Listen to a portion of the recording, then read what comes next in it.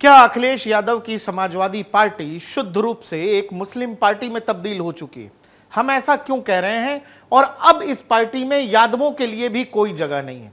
लोकसभा चुनावों के दौरान भी जब समाजवादी पार्टी ने टिकट बंटवारा किया था तो उसमें भी केवल 5 यादव थे, और वो भी सारे के सारे अपने परिवार के।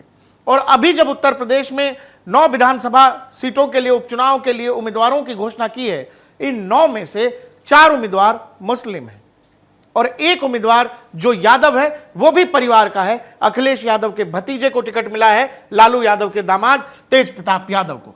तो सवाल है, समाजवादी पार्टी, अखिलेश यादव जो पीडीए की बात करते हैं, पिछड़ा, दलित और अल्पसंख्यक की बात करते हैं, इसमें बाकी का समाज कहां है?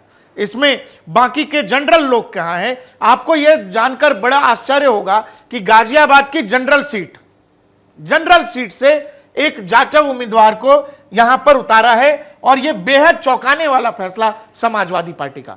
आप इस पूरे मसले को ऐसे समझिए कि आबादी के अनुपात में कई बार राजनीतिक पार्टियां कहती हैं कि हम जब टिकट बांटते हैं तो उसमें आबादी का अनुपात देखते हैं।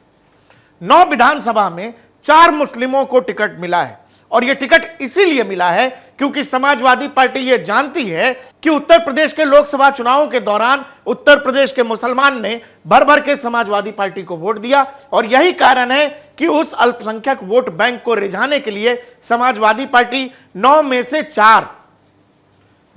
से 4 उम्मीदवार मुस्लिम खड़े कर देती है। और वो पार्टी जो यादवों की पार्टी बताई जाती है, उसमें कोई यादव उम्मीदवार भी परिवार से इतर नहीं मिलता है।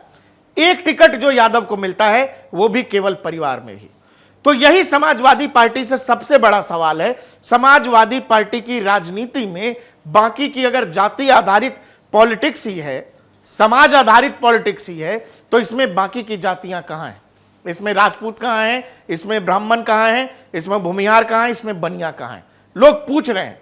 सब छोड़ दीजिए, जो पार्टी यादवों की पार्टी कही जाती है, उस पार्टी को परिवार से बाहर कोई दूसरा यादव भी नहीं मिलता है टिकट देने के लिए। और यह बात उत्तर प्रदेश के उपचुनाव में उत्तर प्रदेश की जनता समाजवादी पार्टी से पूछेगी कि आप जिस आधार पर, यह आप देखिए, नसीम सोलंकी सीसामऊ वाली सीट, इरफान सोलंकी पति जेल में है, पत्नी को टिकट, एक मुस्लिम उम्मीदवार। मीरापुर, यहां से एक और सुंबुल राणा महिला है, इनको वहां से टिकट मिल गया। फूलपुर वाली मुस्तफा सिद्दीकी को टिकट मिला है, 3 मुस्लिम उम्मीदवार। इसके अलावा आइएगा कुंदरकी वाली सीट पर हाजी मोहम्मद रिजवान। बताया जाता है समाजवादी पार्टी को एक जमाने में इनके अखिलेश यादव के पिता नेताजी मुलायम सिंह यादव को मुल्ला मुलायम भी बोला जाता था। पिता के रास्ते और राजनीति पर चलते हुए अखिलेश यादव अब इस स्थिति में आ चुके हैं कि हो रहे उपचुनाव में करीब 50% उम्मीदवार मुस्लिम हैं। और मैं फिर कह रहा हूं, समाजवादी पार्टी को जो लोग अब भी यादवों की पार्टी बताते हैं, यादवों की बहुलता बताते हैं, उनको यह समाजवादी पार्टी से लोग पूछेंगे कि कम से कम यादवों को ही टिकट दे देते। परिवार से बाहर किसी को टिकट नहीं मिल रहा है। लोकसभा चुनाव के दौरान कुल 5, मैंने बताया आपको, केवल 5 उम्मीदवार यादव उम्मीदवारों को टिकट दिए गए थे, और वो सारे के सारे परिवार से थे।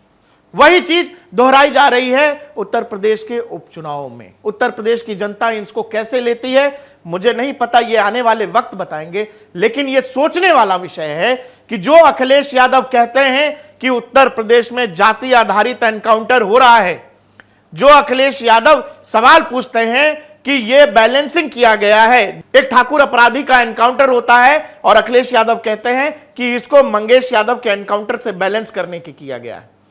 तो अखिलेश यादव की राजनीति में बैलेंस कहां है कि वो जनरल वाली सीट से भी एक दलित को टिकट दे रहे हैं? तो इसको लेकर तमाम तरह की चीजें सोशल मीडिया से लेकर अखबारों में छप रही हैं। आने वाले उत्तर प्रदेश के उपचुनाव के नतीजे बताएंगे कि 2027 में सत्ता के शीर्ष पर लखनऊ की गद्दी पर बैठेगा कौन।